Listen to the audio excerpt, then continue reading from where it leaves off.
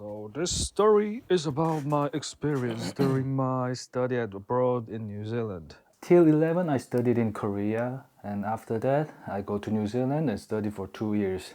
And I noticed a big difference between the education system in Korea and New Zealand.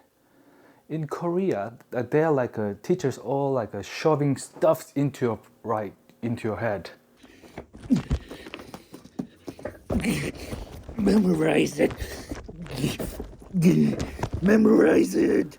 In New Zealand, the education were more based on communication, interaction between socialized humans. Unlike in Korea, for instance, when I learned about the Earth's mantle plates move, New Zealand teacher would make a cardboard simulation to visually show how they work.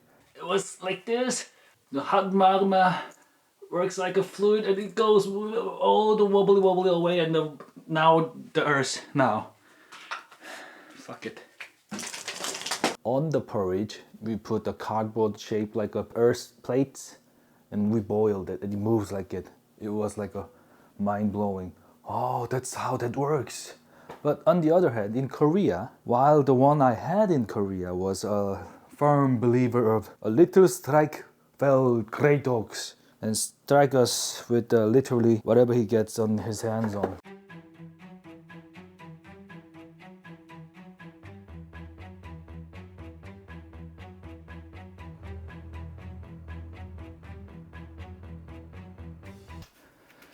In one of the classes, we discussed our future dreams and goals.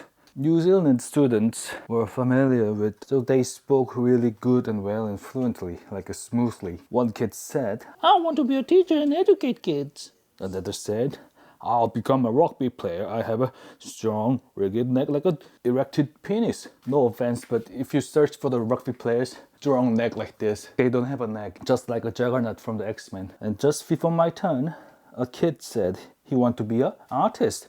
As an Asian, that's not a real job, buddy. It was my turn soon. At that time, I loved animals so much, but I'm not a furry. You okay, buddy? I also love the Buddhism concept of a reincarnation. That's why I doodled a swastika in the back of my paper, and I prepared my speech in the paper.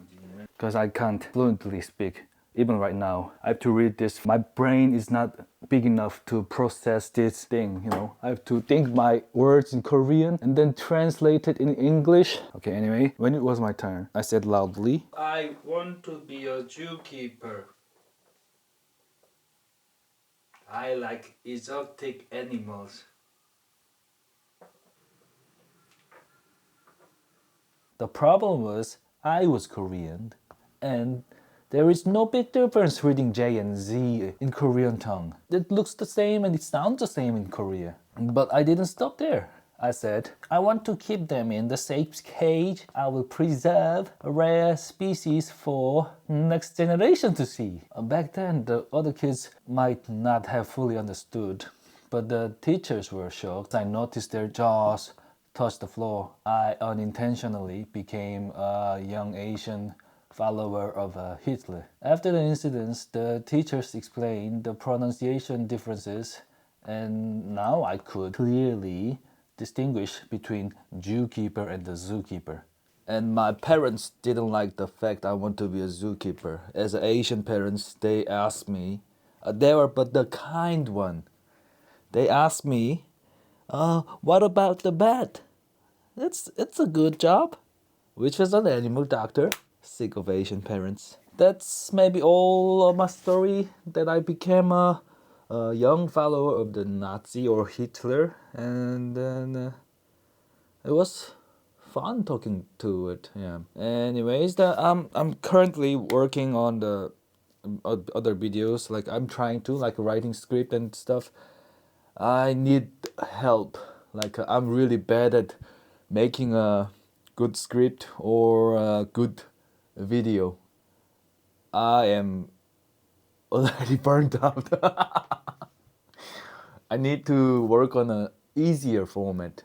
That's the best thing I could do right now, so I don't know. Life is hard thing.